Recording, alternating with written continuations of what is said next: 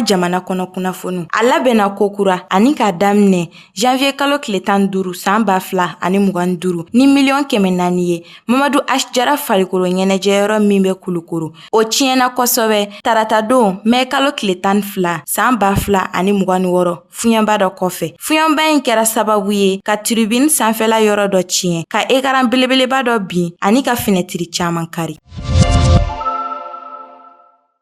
An ka jamana kɛrɛfɛ kunnafoni hali n'o y'a sɔrɔ Burukina ɲɛmɔgɔ ye baganw labolili dabila o kɛra sababu ye ka bagan karigɛzɔn caman minɛ mai kalo tile 13 ani tile 14 san 2026 mɔbili sɔrɔ ko kɔlɔsili ani namara kɛlɛli brigadi ye baganw ka remorku caman minɛ minnu bɛ taa u sigiɲɔgɔn jamana fan fɛ.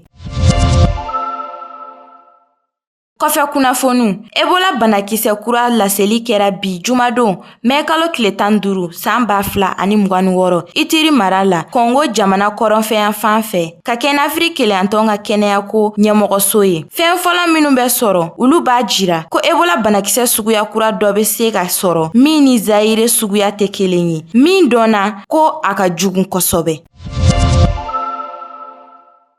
Mɔgɔ 2 bɔnɛna u ni na alamisadon mai kalo tile 14 san 2026 sirabanga kasara jugu dɔ senfɛ min kɛra Uiguya Yadga mara la. Ni kasara in kɛra jamana siraba nimero 2nan kan siraba min bɛ marabolo farikolo ɲɛnajɛ ɲɛmɔgɔso kɛrɛfɛ.